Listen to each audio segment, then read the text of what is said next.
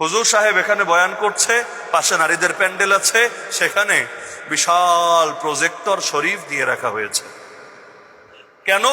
কারণ শুধু মাইকের আওয়াজ যদি শোনে হেদায়েত আসবে না, হেদায়েত ডাউনলোড ফেল্ড হয়ে যাবে, এটা আটকে থাকবে, এটা পুরোপুরি আসবে না। হেদায়েত যদি তার কলিজায় ঢোকাতে হয় তাহলে হুজুরের চেহারা মুবারকও দেখাতে হবে। তো সব হুজুর তো আর মুরব্বী হুজুর হবে না, মানে সব হুজুর তো 80 বছর 90 বছরের হুজুর হবে না, কিছু হুজুর তো তরুণ হুজুরও হবে। তো তরুণ হুজুর আসবে, তরুণীরা তারে দেখবে, যাদের মধ্যে অবিবাহিত আছে, বিবাহিত আছে, কোনো একজন, বেশি না, কোনো একজনের দিলেও যদি অন্য কোনো খেয়াল আসে, আসতেই তো পারে, মানুষ তো, আরে মানুষ তো, যদি অন্য কোনো খেয়াল আসে, আর মানুষ শুধু এটাই কথা না, মানুষের স্বভাবজাত একটা আকর্ষণ আছে। কেমন? যারা খারাপ তারা খারাপরেই পছন্দ করে, যারা ভালো তারা সাধারণত ভালোর দিকেই ঝুঁকে থাকে। এজন্য প্রত্যেকের ফিতনা আলাদা। দিনদার পুরুষ যারা আছেন, আপনারা বোরকাওয়ালীদের বেলায় বেশি সতর্ক থাকবেন, এটাই কথা। কেন? কারণ ওই নায়ক নায়িকাদের মধ্যে বিয়ে হয়, ওদের মধ্যে হয়, ওদের মধ্যে ভাঙে, ওদের মধ্যে হয়, ওদের মধ্যে ভাঙে। কোন নায়ক মাদ্রাসার ছাত্রী খুঁজে খুঁজে বিয়ে করে? কোন নায়িকা মাদ্রাসার হুজুর খুঁজে খুঁজে বিয়ে করে?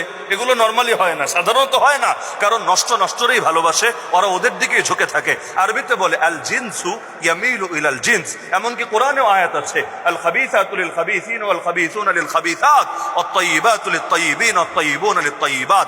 সুতরাং যারে নিয়ে আপনার ফিতনা হওয়ার আশঙ্কা বেশি আছে, তার ব্যাপারে সাবধানও বেশি থাকতে হবে। যেমন ঘরের দেবরকে নবী বলেছেন দেবর মানে মরণ। কেন দেবর মানে না ছোট ভাই, কিউট একটা ভাই, কিন্তু নবী তারে বললেন দেবর মানে হলো মরণ। কেন? কারণ এই দেবর যেহেতু কাছে থাকে, রক্ষক যদি যায় ভক্ষক হয়ে, আশঙ্কা কিন্তু অনেক বেড়ে যাবে। এমনকি নবীকে জিজ্ঞাসা করা হলো, ইয়া রাসূলুল্লাহ, সবচাইতে বড় পাপ কোনটা? নবী বলেন সবচাইতে বড় পাপ আল্লাহ তাআলা যে তোমাকে সৃষ্টি করেছেন, এরপরও তুমি আল্লাহর কাউকে আল্লাহ সমকক্ষ বানাবা। ইয়া রাসূলুল্লাহ, 2 নম্বর পাপ কোনটা? নিজের বাচ্চারে হত্যা করে ফেলবা, নিজের সন্তানকে হত্যা করবা, এই ভয়ে বড় হলে তোমার খাবারে ভাগ বসাবে। 3 নম্বর সবচাইতে বড় পাপ কোনটা? নবী বললেন প্রতিবেশীর বউয়ের সাথে জিনা করা। কেন? সব জিনাই তো পাপ, তো প্রতিবেশীর বউয়ের কথা আলাদা করে কেন বললেন?